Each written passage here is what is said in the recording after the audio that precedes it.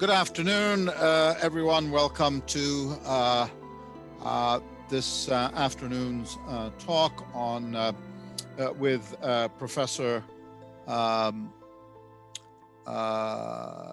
Robinson from the Naval Postgraduate School at the in Monterey, California, which I have had the great pleasure of visiting and of dining with the wonderful views of the Monterey area outside Professor Robinson's lovely home. I'm delighted to host Professor Robinson this afternoon.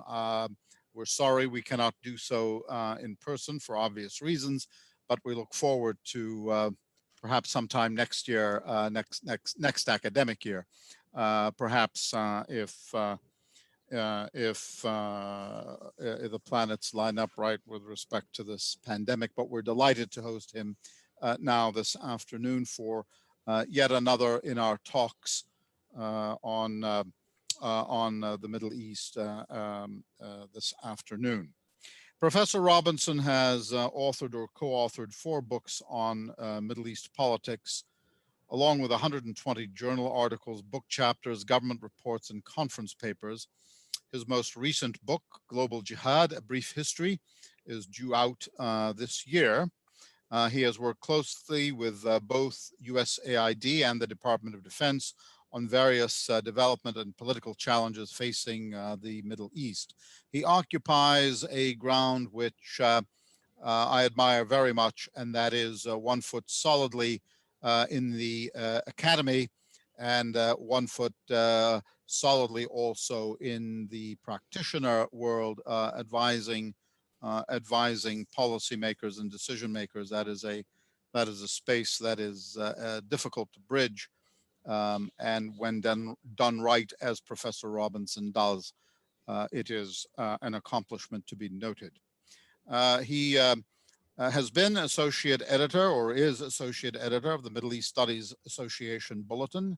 He's been a Fulbright scholar to the University of Jordan in Amman, as well as a Johns Hopkins Seiss Fellow in Yarmouk at Yarmouk University in Jordan, as well as a research fellow at the Truman Institute of the Hebrew University of Jerusalem, amongst with many other positions, including visiting professorships around the world. His research interests include social movement theory, state building and governance, and political violence. He has a broad interest in teaching on various topics about the Middle East, including political violence, the Arab-Israeli conflict, state building, as I said, amongst others. He is a founding board member of the Association for Gulf and Arabian Peninsula Studies, and is a member of a variety of professional organizations relating to the study of the Middle East, as well, of course, as the American Political Science Association. It is my pleasure to welcome Professor Glenn Robinson. Thank you very much, Mr. Ambassador. That introduction was more than generous, and we certainly enjoyed your visit here, and we look forward to a robust relationship between your university and ours in the years ahead, particularly after the COVID issue hopefully dissipates in the not too distant future. Thank you as well for the invitation to make this talk. And as it turns out, my book on Global Jihad has just came out this week. Its official publication date was just a few days ago. So what I'll be talking about today is essentially the arguments that I make in the book, and hopefully tease you a little bit, and you'll want the full edition. So really what I'm going to do is lay out the two big arguments that I make in the book. One, which is the main argument that sort of takes up most of the book, is to analyze this phenomenon that's only been around since the 1980s of global jihad. There's been, local jihad groups for a long time. We'll talk about those in just a minute. But this notion of global jihad, where the global arena is the locus of both ideology and action, this is a new thing. And again, new since the 1980s. And it really has had four distinct iterations. And so what I'd like to do in the first part of the talk today is to go through those four distinct iterations, what they were about, what made them different from other forms of global jihad. And that includes what I call the fourth wave. Wave is, I guess, a more interesting word than iteration. But the fourth wave of global jihad that we're currently in and we see manifestations of, including just a few days ago in Vienna. So I'll talk about that. In the end of the book, I try and situate, and that's what I'll do today as well towards the end of this talk, is try and situate this phenomenon of global jihad in the universe of cases of violent socio-political movements, of very violent socio-political movements. And I draw on a term that was coined by a scholar named Ken Jowett, who was at Berkeley, who I knew at Berkeley. He was on my dissertation committee way back when. And his theory was frankly underdeveloped. It was almost a throwaway line in a couple of places. I have taken it seriously. I have modified it. I've made it, I think, a stronger explanatory model. And to situate global jihad in this kind of movements of rage universe of cases as a variant form of a movement of rage, which are then, and movements of rage are marked by two primary characteristics: nihilistic violence, we'll talk about that, and apocalyptic anti-enlightenment ideologies. Those combination of features in particular. That way we can understand global jihad as not something that's sui generis, in almost a sort of an Orientalist way, but something that can be compared to other movements, both contemporary, for example, elements of the white nationalist movement today, but also historically with the Khmer Rouge, with the Red Guards, with Boko Haram in its early days, and other groups, both secular and religious in orientation. So that's what I plan on doing for the next little while.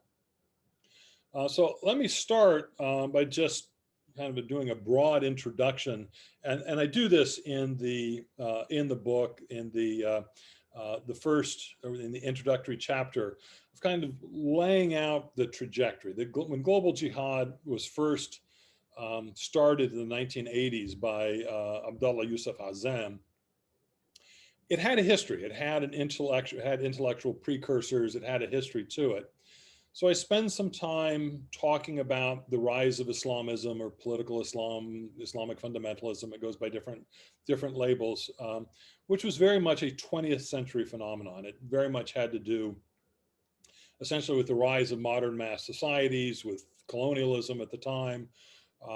And when do you date the beginnings of Islamism in the Middle East and frankly elsewhere? Most folks would say 1928, which is when Hassan al-Banna, the man at the top of the screen here, top right picture, founded the Muslim Brotherhood, which began more as a social organization than it did a highly political organization, but it evolved over time. And most, if not all, Muslim majority countries, not just in the Middle East, but frankly in the broader Muslim world, have some form of a Muslim Brotherhood. In some cases, an actual branch of the Muslim Brotherhood, like in Jordan, for example, or in Syria. But in other cases, sociologically similar groups, basically urban middle-class professional groups that want to have some sort of marriage between a strong attachment to Islam or their interpretation of Islam and modernity, and being part of modern society. The experiment in Islamism was mostly nonviolent. I mean, they're not always, as I say here in the bullet point, nonviolent-ish. Um, and basically the point here is that violence was not instrumental to the project of the Muslim Brotherhood. The Muslim Brotherhood wanted to build a version of an Islamic state. And if they could do that peacefully, politically, that was fine. So violence was not an essential part of their project, although from time to time, arms were taken up, and even in Hassan al-Banna's time, he built this essentially a secret militia that was an armed group to defend the Muslim Brotherhood and its interests, but mostly nonviolent in its orientation, because violence is not central to its political project. It frankly wasn't particularly successful over time. And you saw beginning really in the 1960s, the emergence of jihadi groups, jihadi thought and jihadi groups. Jihadi thought from different folks in both the Sunni and the Shia world. Here you see Ayatollah Khomeini in the Shia world that developed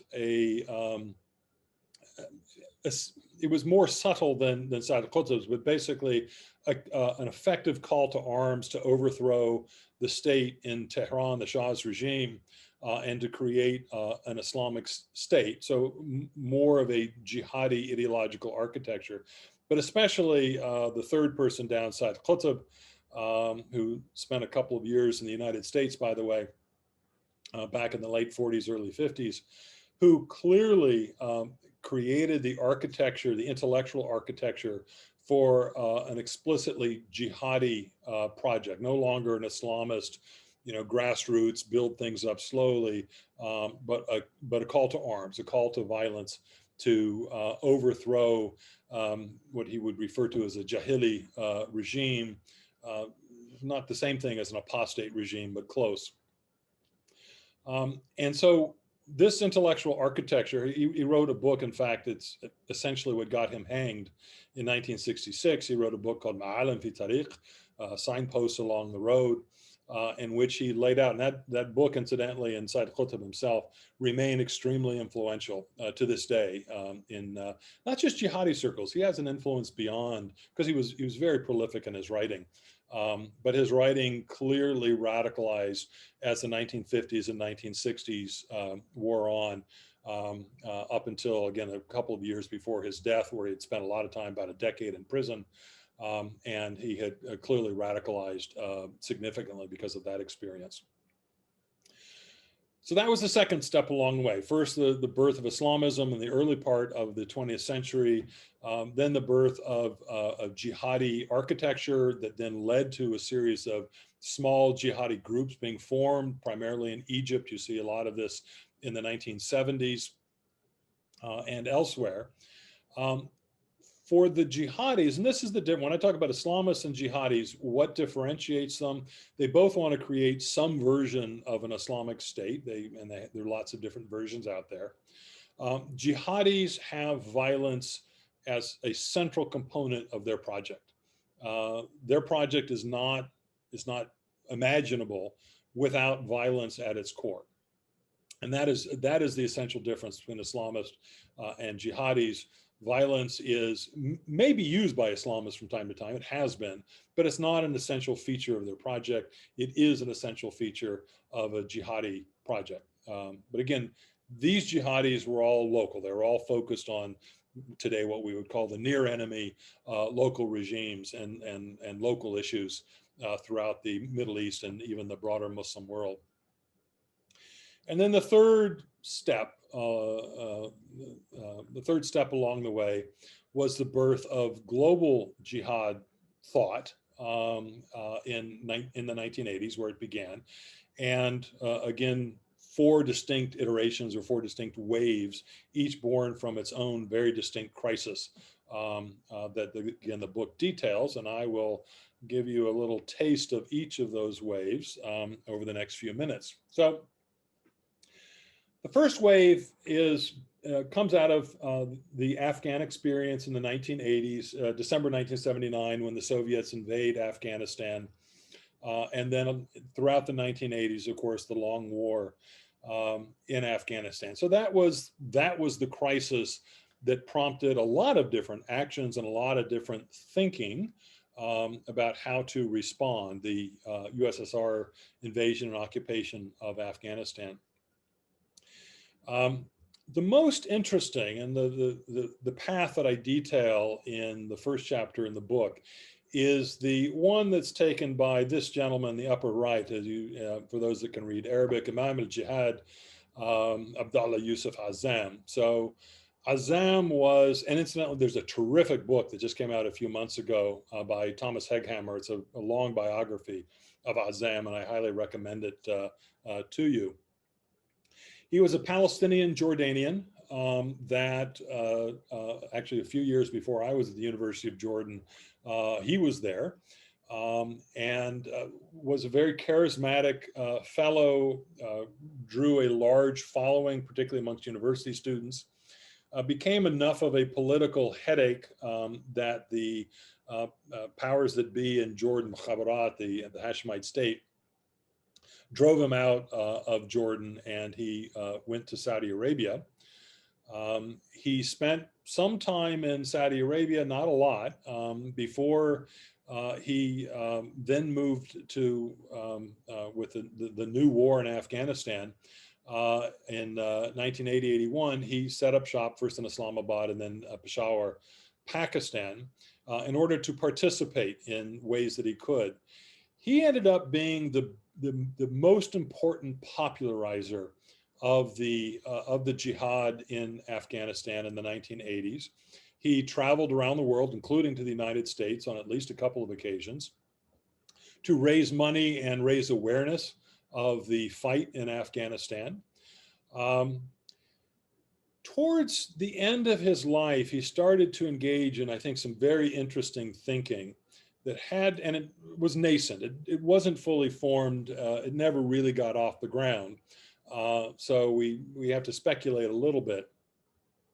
But there was this term where the phrase Al-Qaeda comes from in its origin, that a lot of jihadis in Afghanistan and elsewhere subscribe to. And the term in Arabic is Al-Qaeda al-Sulba, which means solid base or solid foundation. And it was typically thought, including by Azam early on, essentially to mean once we liberate Afghanistan from the Soviets, that will constitute a territorial solid base that we can build an Islamic state on, sort of in the Taliban fashion, and can go out from there. We can look to elsewhere in the world from our solid base of operations in Afghanistan. But in the last 2 years of his life, this idea of the solid base changed.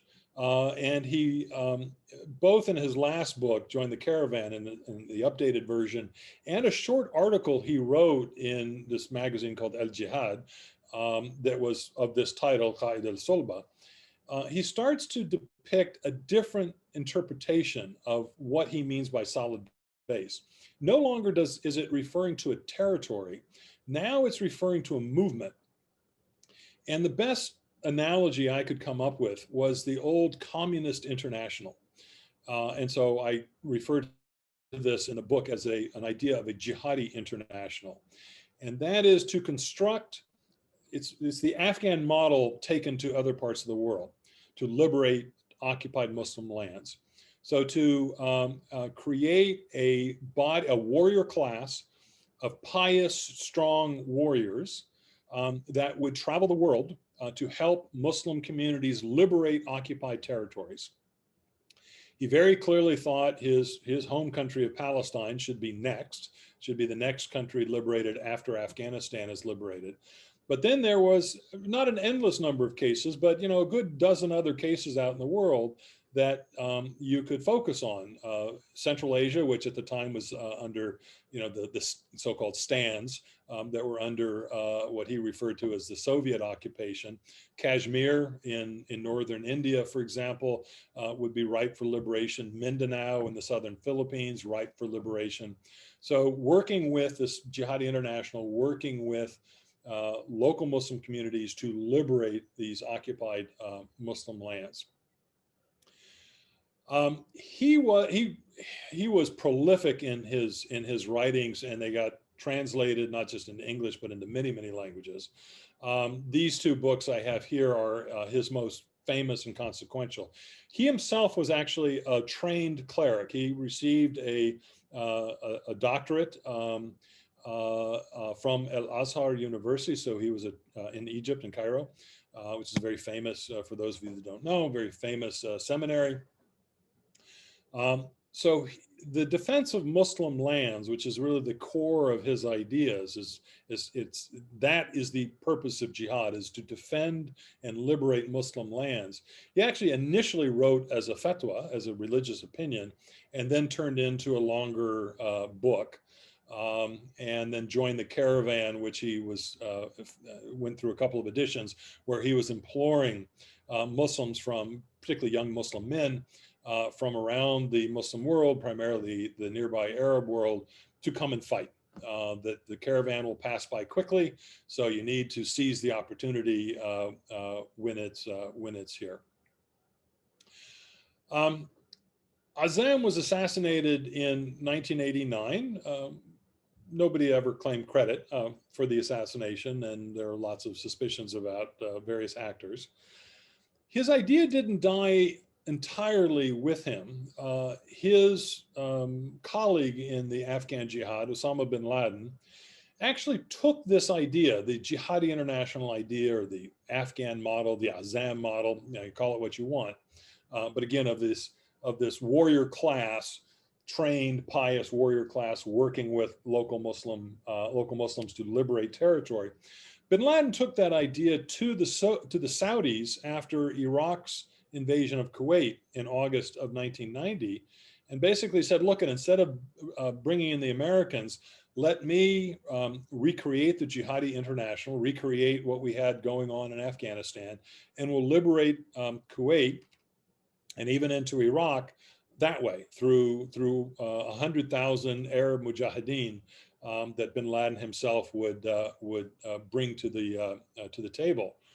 As you can imagine, the Saudis were not particularly interested in that form of a resolution, and declined the offer, one of the radicalizing stepping stones, incidentally, in bin Laden's life. The first wave essentially died at that point. All right. In the early 90s, it's interesting, there really wasn't much of a global jihad movement to speak of. Lots of local sort of more old-fashioned jihads in many different places.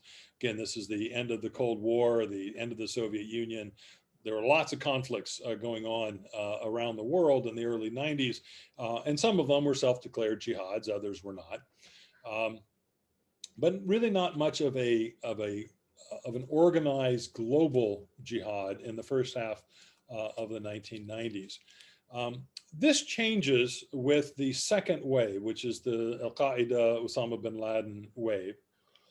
And it's a different set of crises that informs the creation of the second wave, and it's a different solution to the crisis, to the problem. Really, there are two crises going on as bin Laden looks out into the world.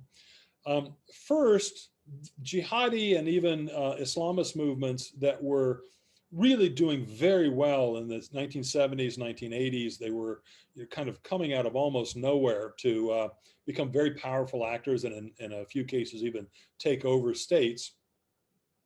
But in the 1990s, that trend had reversed. For a series of reasons, including security forces kind of figuring out how to deal with these folks better. The jihadi movement was on the defensive.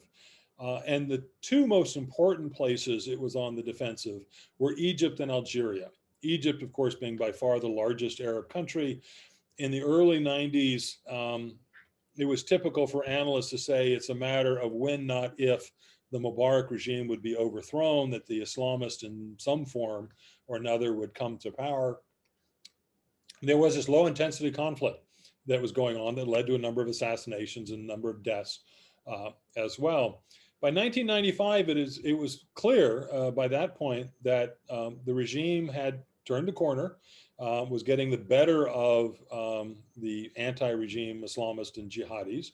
And by 1997, it was completely done. Ceasefire was declared, and even some of the jihadis themselves went on record as saying that what they had done was a mistake. Algeria was not a low intensity conflict. It was a hot civil war, also in the 1990s, after a military coup stopped an election process that was bringing the feast, essentially a sort of like a Muslim Brotherhood, but much more of an umbrella group, to power in Algeria. They had won local elections. They were halfway through winning national elections. The Algerian military stepped in, said no, and that precipitated a very, very bloody civil war. And again, by 1995, it was pretty clear that the Algerian regime was going to win that civil war. And again, by 1997, it was all over. So bin Laden is looking out at the reversal of fortunes of jihadi movements around the region. And he's also looking at, and he connects the dots here, he's looking at the growing US military footprint in the Gulf region that begins in 1990 with the 1991, the Iraq War, the first Gulf War, but then continues with the creation of American bases in Qatar, in the UAE, in Bahrain, and elsewhere throughout the Gulf.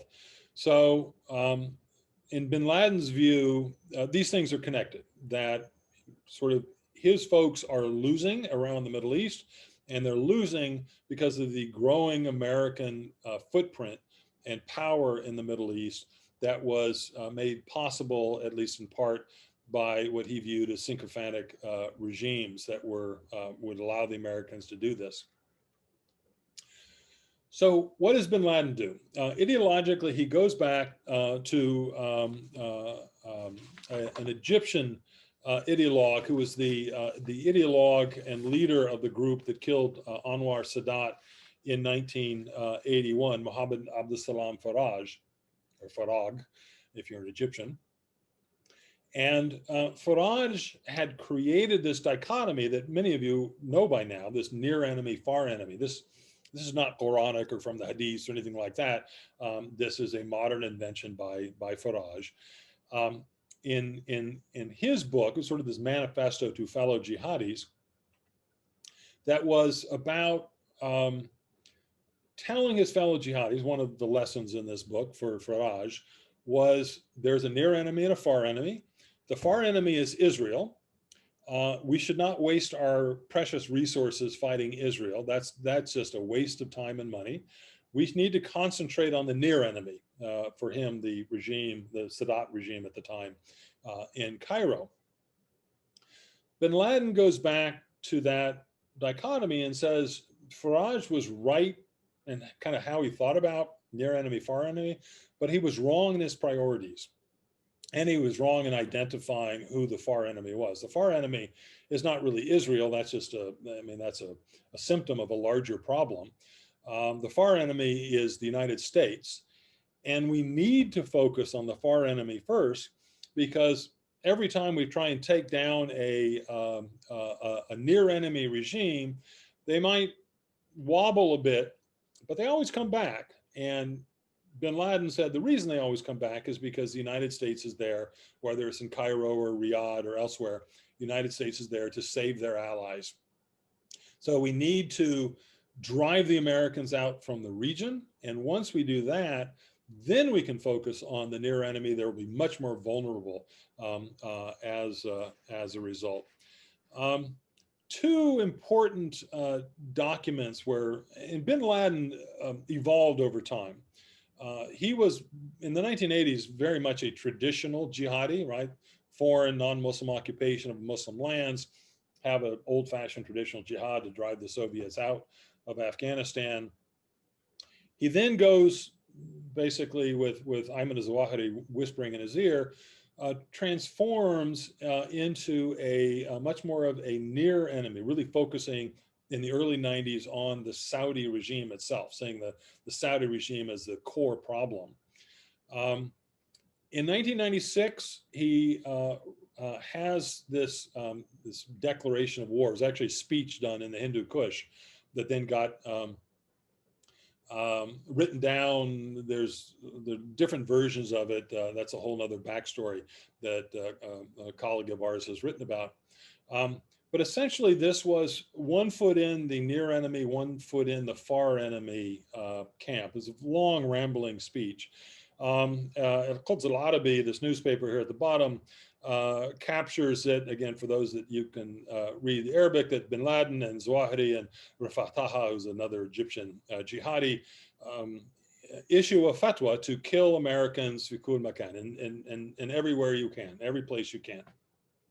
So it was this call for mass murder of Americans, both civilian and military, again, anywhere in the world that you can find them, as fard ain, individual obligation, the highest level of obligation, etc. Now, this project to go after America first, you take care of the American problem first, and then the near enemy regimes can be dealt with more, more easily.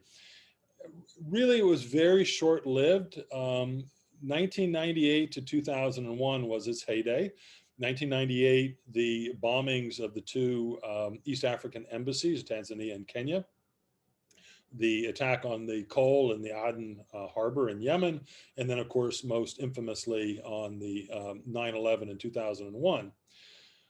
And of course, that invites American military response in Afghanistan that overthrows the Taliban regime and kills a lot of Al-Qaeda, kills and arrests a lot of Al-Qaeda folks. By 2003 or so, there was not one dramatic event, but about by 2003, what a lot of folks term Al-Qaeda Central is mostly gone. It's basically been killed off, mostly destroyed. It would take a few more years to kind of, for that process to be completed. But by 2003, 2004, 2005, the Al-Qaeda wave of global jihad has clearly been supplanted by what ultimately became ISIS, which we'll get to in a minute. And then I date the sort of the formal end, 2011, when bin Laden is killed by US Navy SEALs. And frankly, by that point, even its allied groups in Yemen and elsewhere were, and the Yemen one was the last one to go, but basically got caught up in their own civil war, their own local issues, and lost that global focus, which made Al-Qaeda distinctive. All right, one last thing on bin Laden, and I know this next slide is very complicated and intense, but not really. This is essentially bin Laden's strategic vision. Why did he go after the Americans, right? Al-Qaeda, other jihadis have been fighting local regimes, again, in Egypt, Algeria, elsewhere, without much success. And he essentially viewed the situation of these local regimes as being what used to be called Bobo dolls. I'm not even sure if they're around anymore. But these 4 foot high, meter high or so plastic clowns that had a sand or other weight in the bottom of them. And so, young kids could punch them and they'd lean over, but then always, because of that weight in the bottom, pop back up.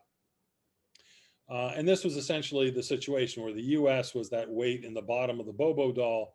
If you could remove that weight from the Bobo doll, next time you punch it, it would go down and stay down. And in a nutshell, that was bin Laden's strategic plan. Not particularly complicated, but there you have it. All right, the third wave I talk about in the book, again, very different crisis that initiates it and a very different ideology, all within the general confines of global jihad, but still quite a different ideological vision. So the initial crisis was the destruction of the Iraqi state and with the American invasion in 2003. And then the sort of twin crisis of the Syrian civil war that began in March of 2011 as part of the Arab Spring phenomena. The broader issue for the people that ultimately became, and I'll use the term ISIS, although their own name actually evolved over time. The broader problem was apostasy itself, sinful behavior. And the ISIS project was a territorial project, was a state building project. It wasn't like Azam liberating occupied territory. It wasn't bin Laden's vision of driving the Americans out so the local regimes would become vulnerable. This was a state building project to create a puritanical Sharia state in the heart of the Middle East, not as globally focused, at least not initially, as the first two waves of global jihad, but it got there quickly enough.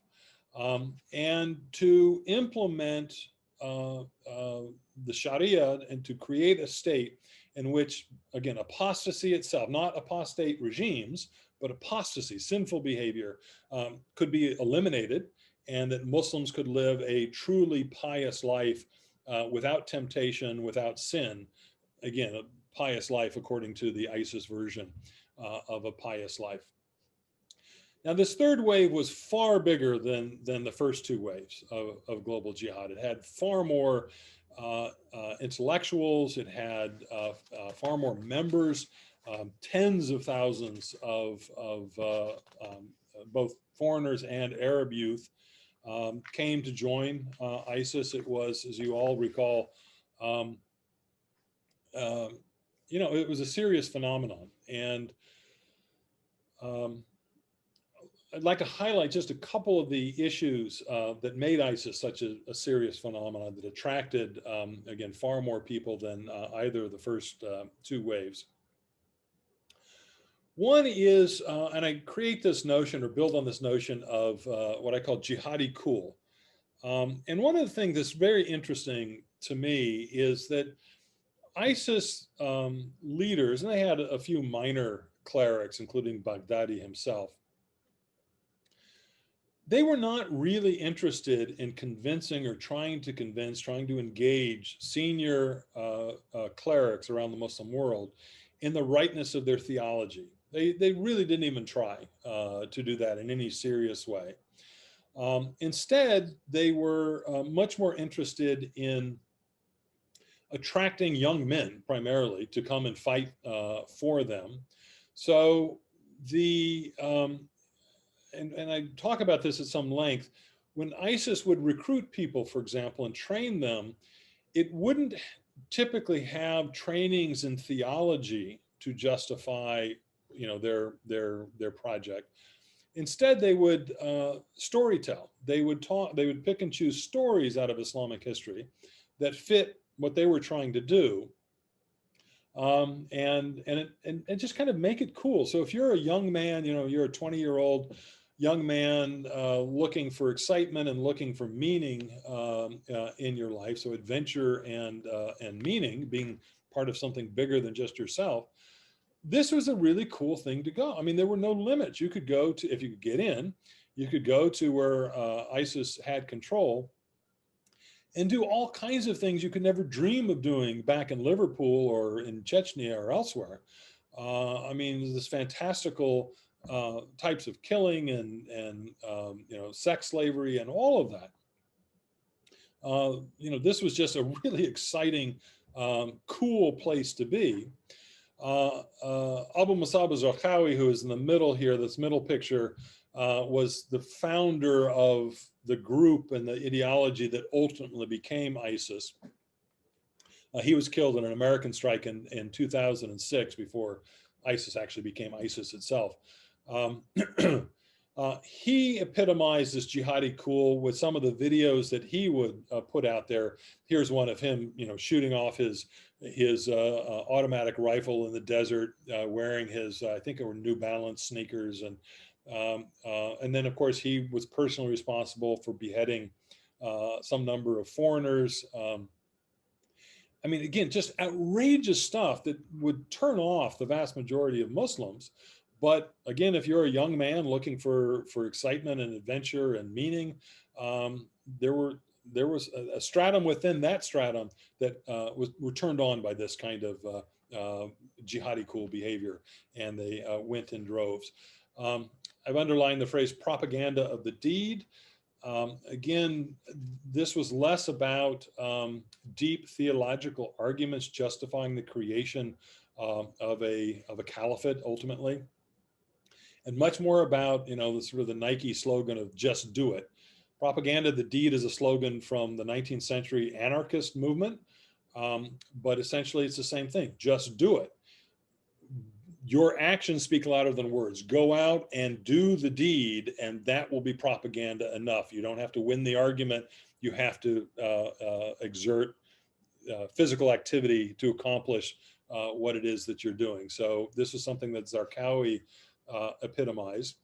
Baghdadi himself, Abu Bakr al-Baghdadi, so the self-declared caliph, speaking from Mosul in 2014, declaring himself caliph, Khalifa. Again, this was chutzpah, right? This was a ballsy, excuse my French, thing to do. People have been talking about reestablishing the caliphate since 1924, when Turkish Republicans had abolished it, but nobody had actually done it. Nobody actually declared a new caliphate and declared himself a new caliph, and yet these guys did, and Baghdadi did. So again, elements of this sort of jihadi cool phenomenon. And the last thing I want to mention about here, there are a lot of documents that I read in preparation of this book. I think the most interesting one, and it's also anybody can get it. It's been translated into English as well. It's written in 2004. It's called The Management of Savagery, Idrat Tawahush, The Management of Savagery. This is not a real name, Abu Bakr Naji, is actually widely believed to be an Egyptian jihadi. And he wasn't himself a member of ISIS, but in the aftermath of the American invasion in 2003, this is when there was all kinds of energy and fluidity in jihadi circles, and lots of the most violent documents were produced, including another one that we'll talk about in a moment, also produced in 2004, in the aftermath of this invasion. How do we jihadis deal with the American invasion in Iraq and Afghanistan and elsewhere? So it was a very lively and virulent, very nasty time in terms of document production by jihadis. This was a very influential one. And if you read The Management of Savagery, it essentially lays out the kind of violence that we saw ISIS participate in. In other words, this really over-the-top, grotesque violence that just scares the dickens out of people. That helps create a gray area, as it's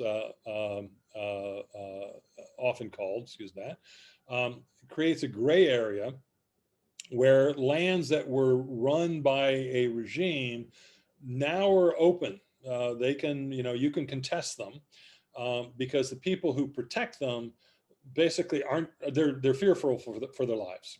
So we saw this in Mosul in 2014, where a few hundred ISIS fighters show up and thousands of Iraqi troops desert Mosul very quickly because they don't want to have anything to do with ISIS. And again, this savagery that's associated with ISIS. And once you're in power, that same kind of savagery intimidates all who are doubtful and helps you maintain control over the territory. So it helps you grab the territory and it helps you control the territory afterwards. But it's, again, this kind of over the top, gory, heavily symbolic types of violence that gets described in Management of Savagery, and that ISIS ultimately does in Iraq and Syria. All right, so the fourth wave of global jihad is the personal jihad, jihad fardi, the personal jihad wave. Now, the crisis that leads to this fourth wave, it basically occurs at about the same time as the third wave, but in a different place and for different reasons.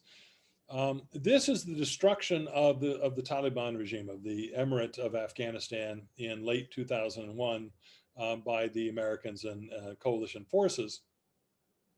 And one could also add, not that the author I'll be talking about here in a minute did, but one could add the destruction of the territorial caliphate in 2017, of the ISIS caliphate, having a similar kind of impact. And that is the looming destruction of the global jihadi movement itself. That the Taliban, at least at the time, had been thrown out of power. They may be back in power sooner than we imagine. They were thrown out of power, and a lot of them, and particularly a lot of Al-Qaeda and other kind of global jihadis that were hanging out in Afghanistan, were killed or captured. And whether this movement had a future was now in question in the early 2000s, 2002, 2003. And that's when this fellow in the upper right with the red hair and beard, Abu Musab al-Suri was his nom de guerre. He was Nassar is his family name, from Aleppo, Syria. And he was a lifelong committed jihadi. He had participated in the first round of the Syrian civil war in the early 1980s, when Hama was destroyed in 1982, February of 82. He escaped Syria, ultimately made his way to Europe, lived in Spain for a while, married a Spanish woman, lived in London for a while. He was the one that would famously arrange interviews, like Peter Bergen's interview with Osama bin Laden, went through Abu Musab al-Suri.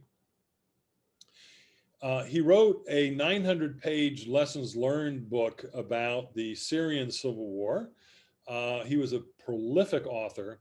And in the aftermath of the downfall of the Taliban regime and the potential destruction of the global jihad movement writ large, he wrote a 1,600-page internet book that came out in 2004, 2005. Shortly thereafter, he was arrested in Pakistan, apparently rendered to the Americans, or given over to the Americans, maybe rendered to Syria. There's speculation both ways, but his trail goes cold in 2005. So Abu Musab al-Suri's project was to construct a global jihadi system that could survive to fight another day. This was a survival project. And then when times were better, you could change the tactics. But for right now, and for some number of years to come, survival is at stake. So what was his vision? What was his view? The calling card, sort of famous phrase in his book, was Nizam la Tanzim, a system, Nizam la Tanzim, they're from the same root word in Arabic, a system, not an organization. And he lays out in his book a history beginning in the early 60s of jihadi organizations getting rolled up by local security forces around the region. And he said, look, these are too marginal. They're too easy to destroy. We need to create a system that is not reliant on an organization that can be rolled up and imprisoned or killed. And so that was what he structured. So his vision was one, and it's very, the internet, social media loom large in this vision, of a networked, committed band of global jihadis from around the world, individual small groups. We're not talking about large groups here that can be rolled up and defeated, that are tied together through, again, the internet, social media, who undertake from time to time jihad fardi, individual jihad, by which he meant individual acts of violence in various ways. And to use the media to proclaim why you're doing or why you did or why you're about to do this act of violence in the name of global jihad, essentially, and then to go do it. And he understood that these were pinpricks that were, by themselves were not going to overthrow any regime anywhere. But he believed in the power of the narrative, something I refer to as wiki narrative, which is my term, not his. But basically, jihadis using, again, social media, the internet, to stitch together an always evolving and communal, therefore wiki, narrative of the global jihad. So each new action. So, for example, a few days ago, the action in Vienna would be an example of this, that then becomes part of this narrative of global jihad. And Suri thought that this kind of a narrative, he actually used the word thaqafa, culture, but really talking about the way we use the word narrative today, would make the movement more powerful than the sum of the parts. That these individual attacks that kills 1 or 10 or 20 people, again, is not going to overthrow any regime.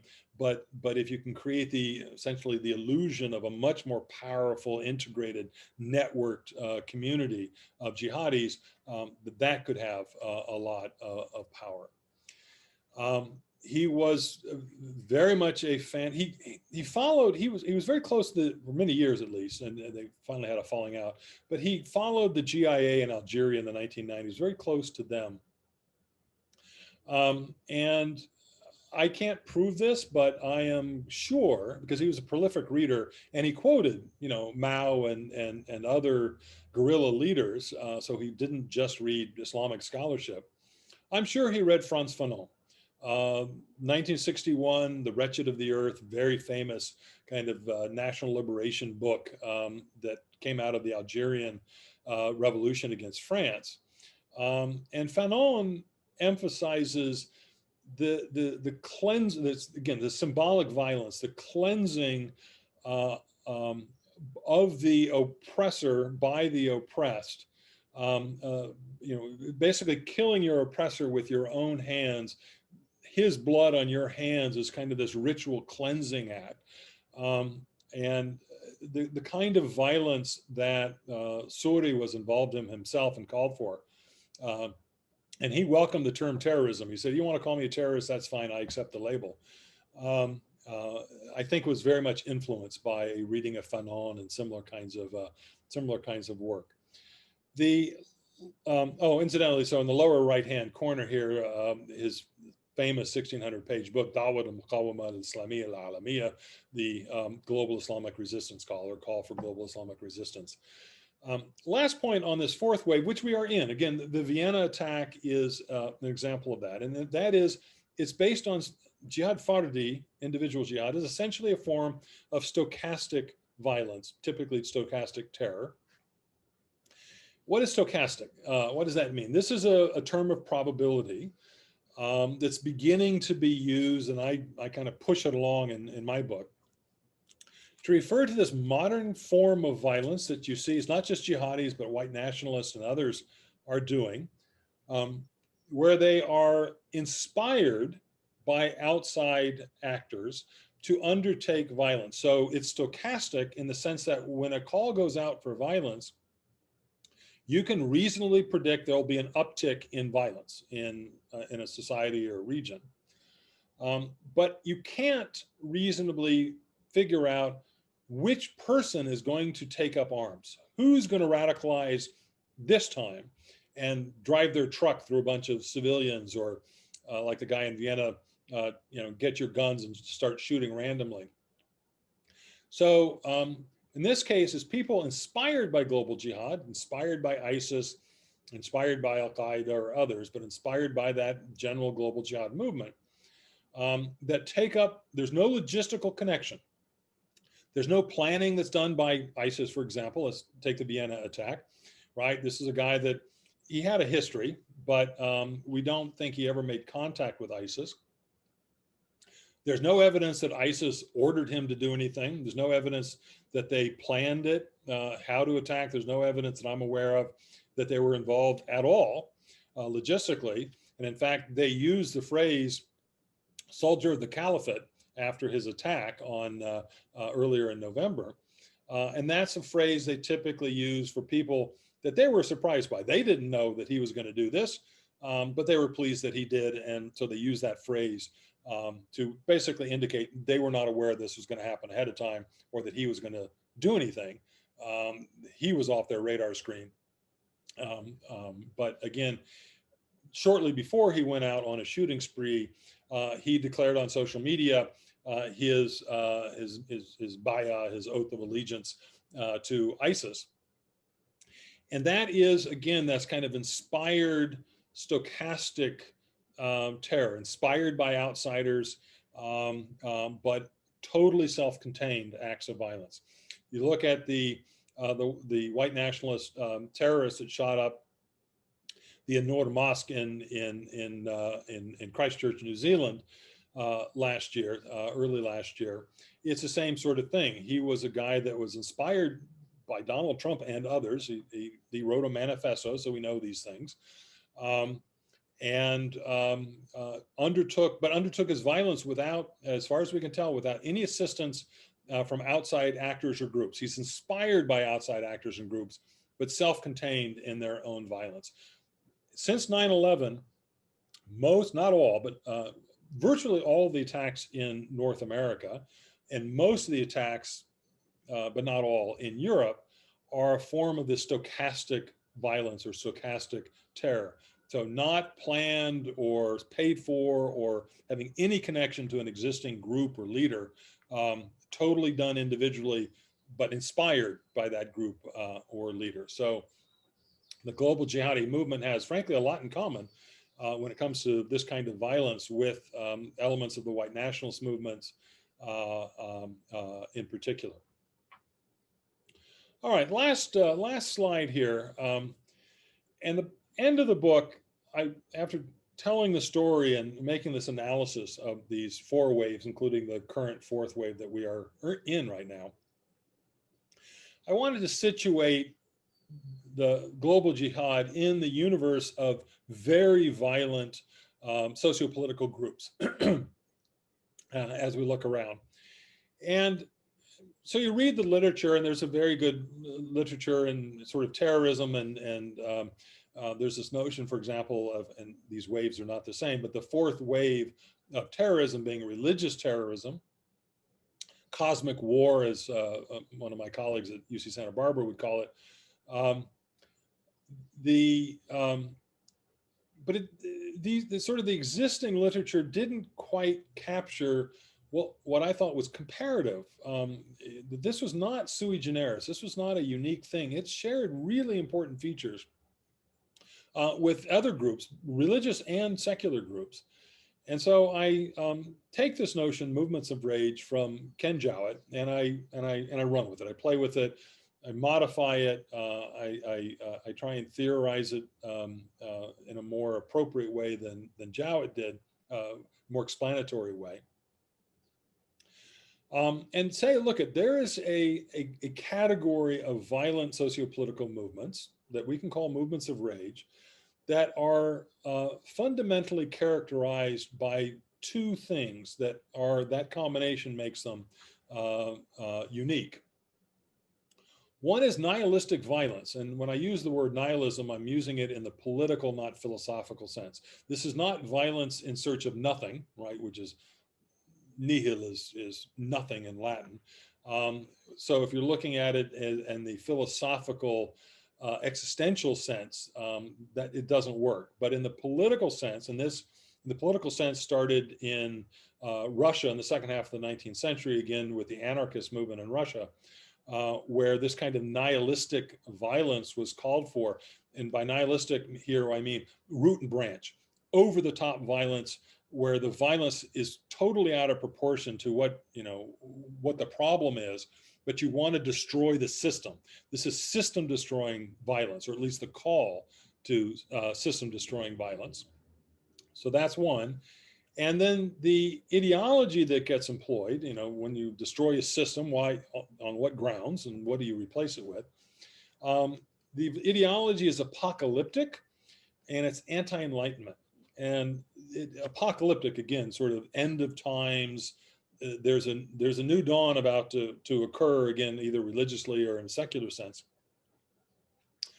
But if you look at other violent groups over the last 100 years, be it Leninist or communist, national liberation movements in the colonized world, even if you look at fascism, these are all ideologies based on the Enlightenment, right? Fascism is very conservative, very law and order oriented, but to quote Mussolini, it's about making the trains run on time, right? It is an advancement, a development oriented ideology. So an enlightenment-based ideology in part. It is not by itself a movement of rage. And same thing with Leninism, that very much takes the scientific advancement of history seriously, and that they are advancing history and advancing Enlightenment ideals as they move along. The groups that I'm talking about don't have that Enlightenment-based orientation at all. Again, it's an end times apocalyptic type vision that is not about social advancement of freedom, of material advancement, of what have you. One of the characteristics that comes out of this nihilistic and violence and apocalyptic anti-enlightenment ideology in movements of rage is this peculiar attack on knowledge. Well, I coined this term gnocicide, which is half Greek, half Latin, but to mean the killing of knowledge. That you saw this, for example, with Khmer Rouge in Cambodia. Emptying Phnom Penh of its population and killing people that were either killing them or sending them out to die, essentially, who were educated, who spoke French or English, who wore a tie, who wore glasses that showed that they read. These were the primary targets of the Khmer Rouge when they came to power in the mid-70s in Cambodia. The Red Guards in China in the mid-60s, and again, Mao was involved here in terms of trying to resuscitate his own reputation. But the Red Guards autonomously developed, and who did they attack? They attacked those with knowledge. They attacked school teachers and principals, university professors, cultural folks, pianists and what have you. They called and in fact ended up shuttering universities and many schools for years, because that education was a sign of corruption, that you were bringing in bourgeois tendencies was the phrase that got used, but you were bringing in corruption, cultural corruption into China. So they taxed, and they ended up sending, this back to the countryside program that ended up killing probably a couple million people. Who was sent out to the countryside for re-education? College graduates and high school graduates, primarily from Beijing, some other urban areas, but primarily Beijing. So you have this attack on knowledge as a form of cultural corruption. It doesn't mean that's the centerpiece or the most important, but each of these movements of rage features an element of, again, what I call gnocicide, of an attack on enlightenment, on an attack on enlightenment-based knowledge, unless you really need engineers to do something. I list some of the movements of rage here: the Khmer Rouge, Red Guards, Boko Haram before it sort of found Global Jihad itself, the Brown Shirts and the Nazi coalition in the 1920s and early 30s were also an example of a movement of rage. Not well-educated, rural, angry men, essentially, that were the shock troops of the Nazi movement in its early days until the Nazis outgrew them in the mid-30s. And white nationalists today. There are clear elements within the white nationalist movement that I would define as a movement of rage as well, similar sociology, similar ideology. Now, global jihad, I call it a variant form because all these other examples are nationally based. They're within a country.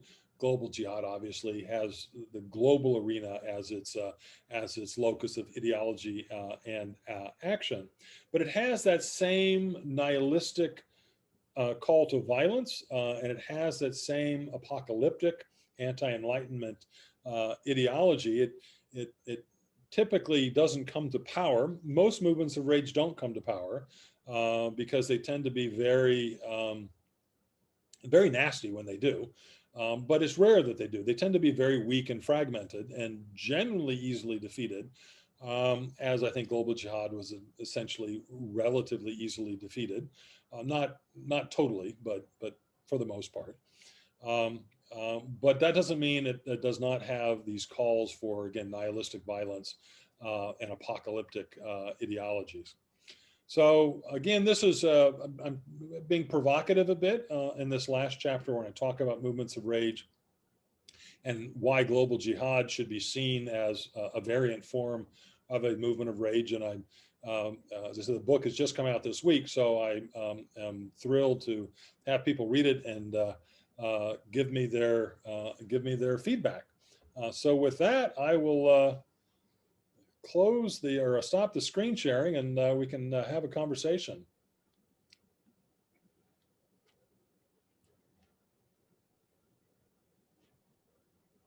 Well, thank you, Glenn. That was really an interesting, thought-provoking, and enlightening lecture. I'm going to turn things over to Dr. Carl Pearson, in a moment, but I did have a couple of questions, if I may use my sort of prerogative. I had two questions. I was going to push back on your use of the term nihilistic violence, but you defined my objection away at the end. So I'll withdraw that objection. But I do have a question about when you were sort of describing the phases of Abdullah Yusuf Azzam and how he began sort of theorizing what he sort of his vision of sort of liberating Afghanistan and then working out. And I'm sorry, I'm lost my camera again, so I can't do the video. It dawned on me that that has a certain connection to the basic ideology of ISIL, in distinction to, I guess, second wave Al-Qaeda, which is we'll create the state sort of later, as opposed to ISIL, which wanted to create, which did seek to create a state and to erase an internationally recognized border. Is there a connection between Azzam's work and ISIL, or did the sort of two notions arise separately? Is there a kind of a generational linkage or not? Is there any direct descent or not? I think the answer, great question, by the way, but I think the answer is yes, in that, and I wouldn't start with Azzam, I'd start with the concept of Al-Qaeda Solba, which is, again, very common. Almost all jihadis use, or at least global jihadis use that phrase to mean a territorial state or territorial base, at least, from which outward expansion would be possible. As I said, in the last 2 years of Azzam's life, he started moving away from this notion that it had to be a territorial state, that it could be this, again, a jihadi internationalist movement. ISIS basically takes the early Azzam and the more common notion of this solid base and implements that, all right, the territorial state right up front, and from there we can work our way out. So I think there is, and again, this is not a large universe of people. You know, from the 1980s in Afghanistan to 2003 and the U.S. invasion of Iraq, a lot of these guys knew each other and they were influenced by each other. They knew them personally, or at the very least were familiar with each other's writings and thinking and what have you.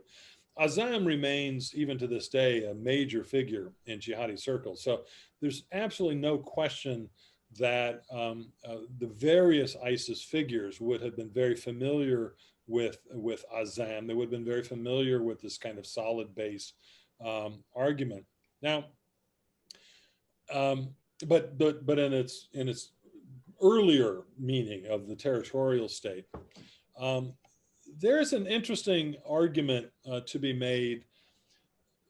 Why did, again, what became ISIS, why did they, why did that leadership, beginning with Zarqawi and then his successors, why did they adopt a state model, a state building model, as opposed to some other form of jihad? There's an argument to be made that this was a clever way to solve an internal problem that they had within, again, what became ISIS. They had committed jihadis that wanted, Sharia-based rule, etc. And they had a lot of holdovers from the Saddam regime that held office either through the Ba'ath Party or through the military. And they were very much interested in the state, right? Of either getting all of Iraq back, or if they couldn't get all of Iraq, at least a big chunk of it. And by promising a Sharia-based state, you essentially satisfy both audiences within your coalition, both the committed jihadis and the former state officials in the Ba'athist regime, that this was a project they could both get on board with. And issues like that would make it unique. So the influence of Azam or other outsiders, would still likely be there, but this approach was a way to, again, marry together the two major parts of the coalition. And they did, one last point on this, recall ISIS did this in the face of all kinds of jihadi opposition. I mean, Al-Qaeda leaders would routinely say, this is a big mistake. Well, first they'd say, oh, we already did that, which was not true. But then they'd say, this is a big mistake because you won't be able to hold the territory. Once you declare a caliphate, once you have a territorial state, you have to be able to defend the boundaries. Because if you don't defend those boundaries, then you will set back the jihad project years and years, generations perhaps. And that's, I would suggest that Al-Qaeda and other jihadis were in fact correct on that score, that the ISIS's failure to maintain the territorial boundaries of the caliphate, which they've lost entirely by now, has taken a toll on the jihadi movement. Had they been able to defend those boundaries, I think it would have been a far bigger event than it ended up being. Very interesting. I'm looking very much forward to reading your book. And at this point, let me turn things over to Sesame's very capable Associate Director, Dr. Carl Pearson. Thank you very much, Glenn. Just to our audience, if you'd like to ask a question, please type it into the chat box. The first question we have was posted relatively early in your talk, I believe during the second slide. Please explain further why linking the Islamic Revolution of Iran to jihadi movements is appropriate. When I read Sayyid Qutb and I read Ayatollah Khomeini and Ali Shariati, by the way, as well, their writings in the mid to late 60s and early 70s, I read very similar kinds of manuscripts, very similar kinds of ideas that are that have a very different narrative, a different vocabulary to them, right? One is a very Sunni-oriented vocabulary, the other is a very Shia-oriented vocabulary. But in each case, you have ideologues that are looking out at the world and seeing rampant injustice. that the injustice in the world is very much centered in the regimes that govern their populations. They see that efforts to reform those corrupt and unjust regimes, again, Said Qutb was spending a decade in prison and seeing firsthand the torture and the abuse by his fellow Muslims, of his fellow Muslims, by his fellow Muslims. And they each reach a conclusion that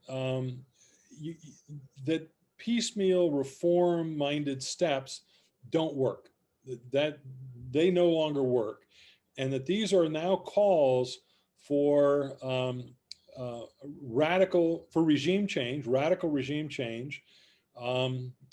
Said Qutb was much more open about the use of violence. Khomeini was more implied.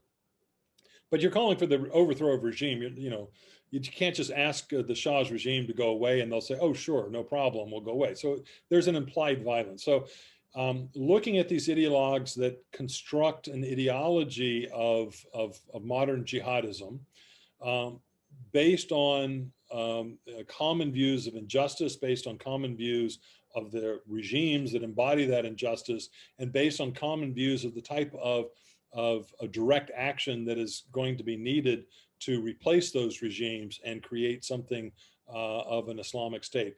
Very similar. Again, the words that get used, the vocabulary that gets used, very, very different, but the kinds of problems that they're identifying and the kinds of solutions that they're identifying are very, very similar. Now, in the book, I don't spend a lot of time on the Shia version, and because there's no significant Shia global jihad at all, for various reasons. I don't think there's anything that's essential in Shiism that would prevent that from happening, but just the way things have developed in the region, that the Shia jihadism is still a local form of jihadism. It's not a global form like you see in the Sunni world.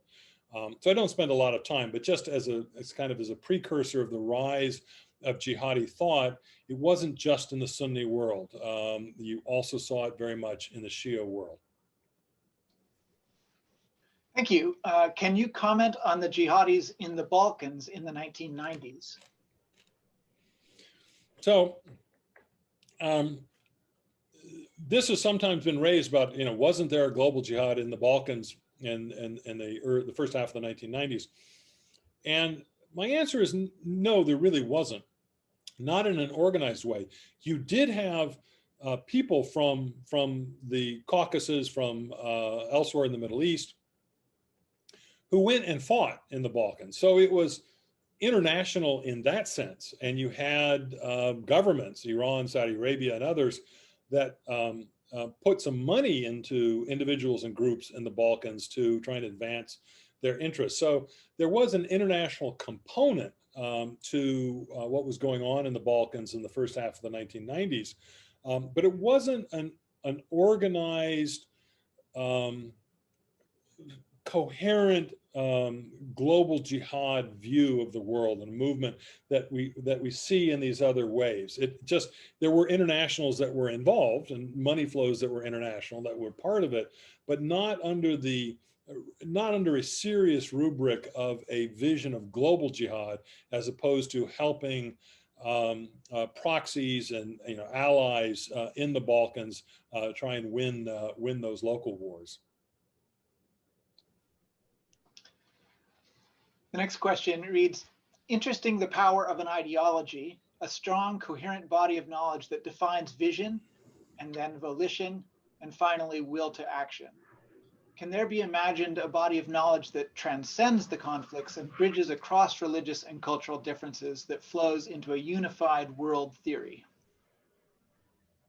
I think that's above my pay grade.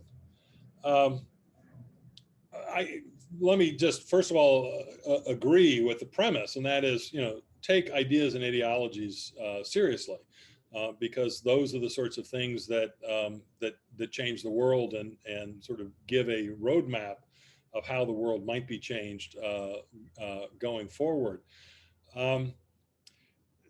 The folks that I am looking at in this book, again, these are anti-enlightenment ideologues are not interested in a universal theory that brings together, multiple cultures, multiple religions, etc. That's just not who they're about. There are other folks that do that and construct theories and ideologies to advance that cause. But that's really out of the domain of the book. Perhaps this is closer to your expertise. Can you expand on the specific reasons why Osama bin Laden viewed Saudi Arabia as an apostate regime? Yeah, and again, this is a really interesting evolution. Recall that Osama bin Laden comes from a very important family, very powerful, rich family in Saudi Arabia, originally from the Hadramaut region in Yemen. So they're always kind of outsiders, but they were favored by the royal family outsiders that built an enormous conglomerate, mostly in construction. In Saudi Arabia. So a very privileged, big privileged family. So growing up, there's no evidence that there was any problem, no evidence I'm aware of any problem between bin Laden and the Saudis. And even when bin Laden in the 1980s goes to Afghanistan to participate, Pakistan and Afghanistan, to participate in the Afghan model, I mean, what is bin Laden's primary role? His primary role is as a go-between between the Mujahideen and rich Saudis, both government officials and private sector folks, to raise money, to bring in money to help the Mujahideen cause. Bin Laden himself, it appears, only fought in one battle, and there's conflicting accounts whether he actually fought or passed out during that battle. But so, he was not a guy that was doing the actual fighting. So in the 1980s, there, again, he came and went from Saudi Arabia, and there's no evidence of any kind of bad blood at all.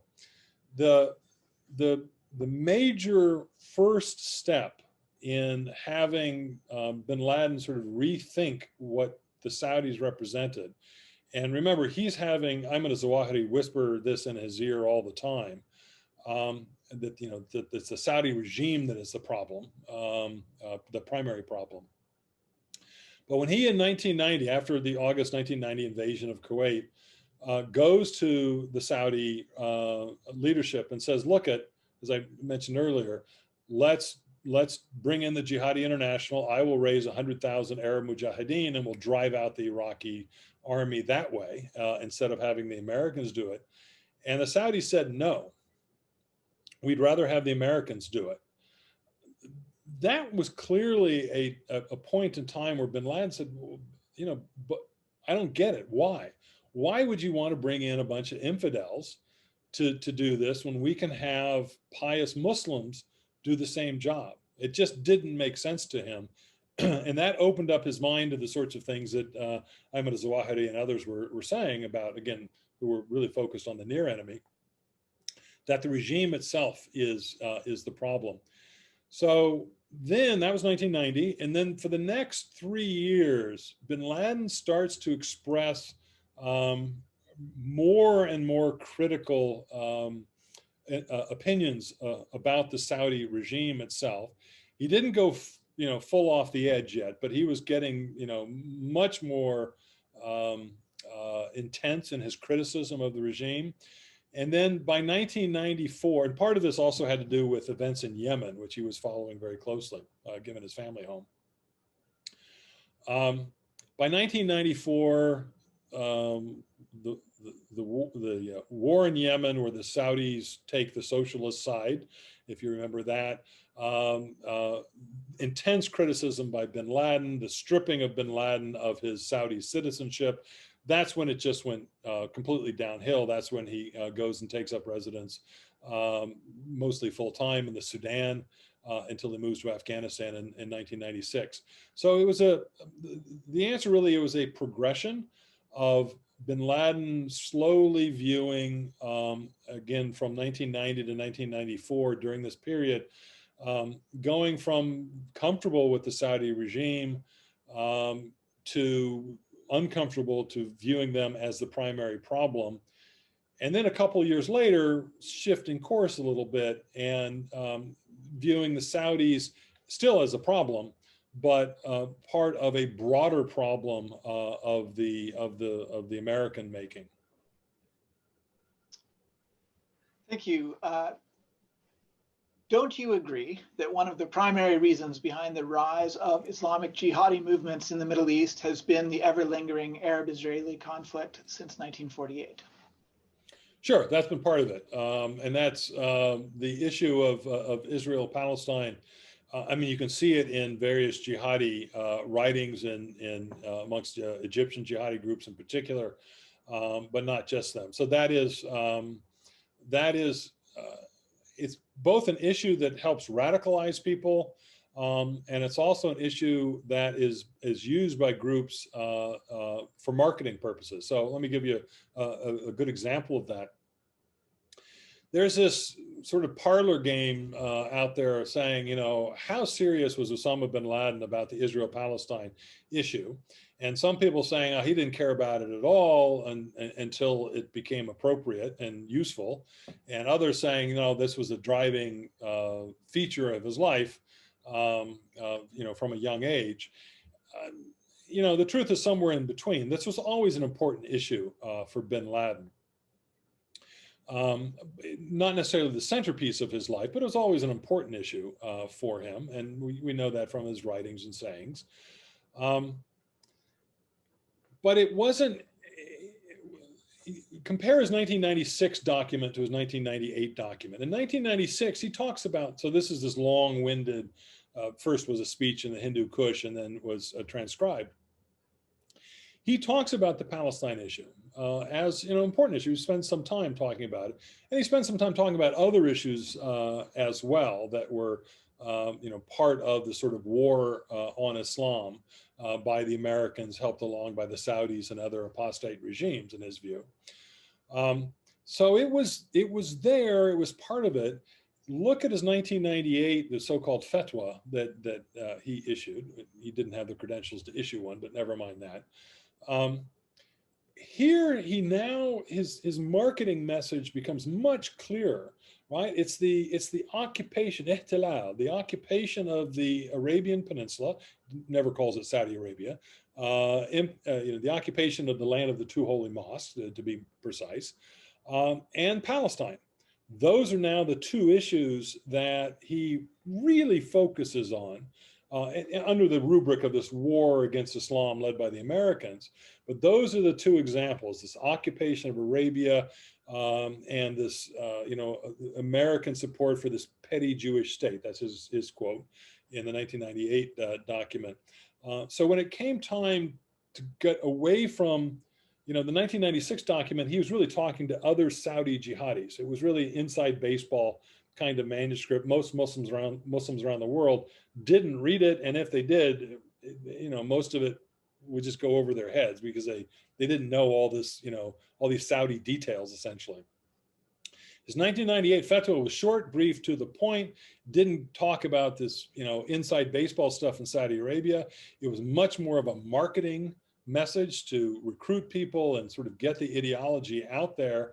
And now, again, those two issues of the occupation of Arabia and the issue of Palestine became absolutely central. And he hammered that issue hard until his dying day. So this is an issue that both on its own radicalizes some number of people and can be used by groups to recruit those who are already radicalized or maybe become radicalized even more.